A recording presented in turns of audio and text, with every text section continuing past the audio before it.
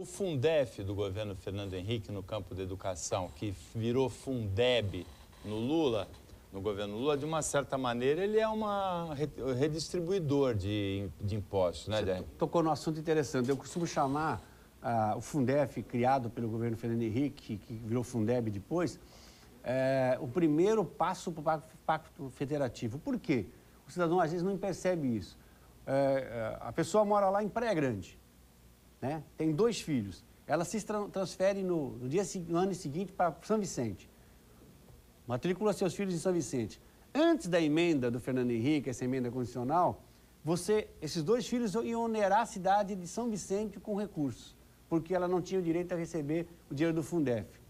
Com o Fundef, você passou o direito do cidadão levar o seu direito de receber, para transferir para a cidade de Praia Grande, de São Vicente, esse recurso, que é aquela cota mínima calculada de acordo com o fundo. Então, São Vicente não recebe um ônus total, ele recebe 2 alunos e no ano posterior recebe o direito de buscar no fundo esse dinheiro, direito livre de quem que esteja no governo, seja A, ou B, ou C, ele tem esse direito.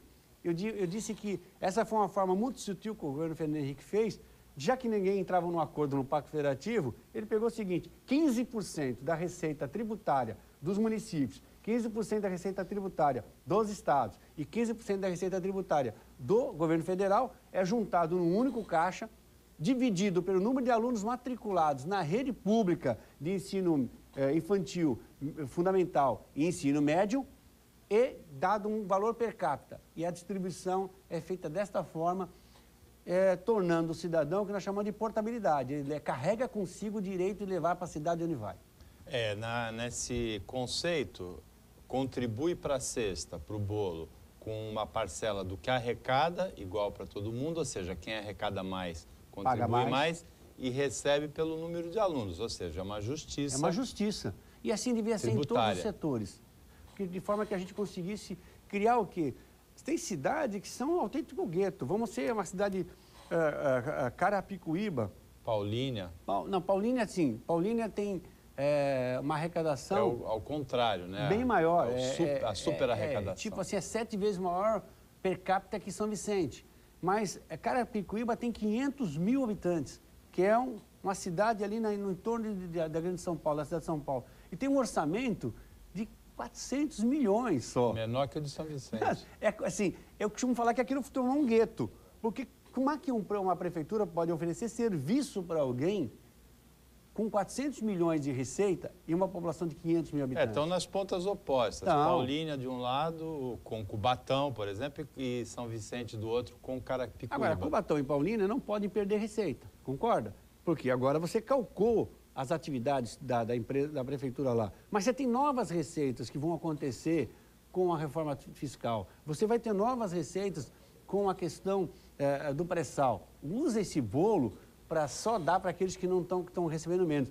Que é uma questão de socializar as receitas fiscais. Agora, o Fundef, que virou Fundeb, é uma experiência de distribuição de impostos bem sucedida, criativa. O Alberto Mourão foi 3 vezes prefeito de Praia Grande. O que o Alberto Mourão gostaria de levar para os outros municípios de experiências tributárias nessa área de arrecadação em Praia Grande? Porque o orçamento da cidade foi multiplicado na primeira gestão, não foi? Na década de 90. Eu acho que você tem que buscar a elisão fiscal dentro do seu sistema tributário, que você tem a legislação municipal de ISS, a legislação pelo menos daquilo que é carregado sobre serviços, né? Você tem a queda da inadimplência, você tem que buscar a execução, agilizar a execução. Graças a Deus o Congresso está tratando disso e já está votando uma nova normativa sobre a questão da execução fiscal. A outra questão não é só aumentar a receita, é diminuir a despesa, né? Que o que corrói um orçamento público é necessariamente diminuir despesas, Paulinho. Então, a experiência bem-sucedida é na redução de despesas? Eu quero levar para o Congresso, né, também, algumas coisas em relação à questão. Eu acho que o Fundef foi tão bem sucedido que nós temos que pensar em fazer um sistema semelhante para a saúde. A saúde é um problema grave. De cada R$100 que se gasta na saúde, o governo federal entra com 20, o governo estadual entra com 20 e o governo municipal acaba absorvendo 60% do que gasta, Paulo. Quer dizer, ele ganha menos e gasta mais. Por isso que fica. Aí ele é responsável pela saúde, ele é responsável pela educação, é responsável pela pavimentação, coleta de lixo, iluminação pública, né, limpeza pública, é responsável por tudo dentro de uma cidade. Se as pessoas que estão me ouvindo perceberem e fizerem uma análise, façam o que tem de serviço público federal na sua cidade. Você não consegue achar onde tem um fórum federal, aí a aposentadoria, você não tem muita coisa dentro de um município. Aí você olha o estado, tem segurança pública, né? Tem alguns programas sociais de saúde, tem a questão da justiça estadual, enfim. Tem escola. Escolas, pavimentações, infraestrutura de rodovias, né? Que você tem a pavimentação de rodovias que interligam as cidades. Você vê pouca ação do governo federal. Então, você vê aqui, o governo federal arrecada muito, e aí, outra coisa que o cidadão não sabe ainda. De cada R$100 de tributo que você paga, R$100, o que é? Não só de tributos diretos, que a pessoa só enxerga o carnê de IPTU e ISS, né? Ele não enxerga ICMS, PIS, CONFIS, contribuição sobre o lucro líquido, adicional do imposto de renda na fonte, imposto de renda pessoa jurídica, mais IUM, IPI, e vai uma lista interminável. Isso está embutido dentro do que o cidadão paga no dia a dia no consumo dele. Desses R$100 de tributo, seja federais e estaduais, que ele paga, direto ou indiretamente, Paulo, R$56 fica com o governo federal. 28 com o governo estadual. E o resto ficou com os municípios, 16%.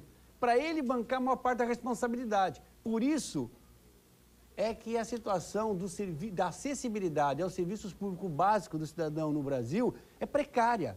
E aí você vê muita miséria, porque miséria se provoca também não dando acesso a quê? A saúde preventiva, infraestrutura, a saúde do estresse que o cidadão cria, falta de investimento no transporte coletivo de massa, onde o cidadão fica 3 horas no ônibus para vir, 3 horas no ônibus para ir, 6 horas viajando para trabalhar 8 horas. Chega em casa, janta, dorme, acorda, faz isso a semana toda. Não tem jeito. É um paciente do ambulatório.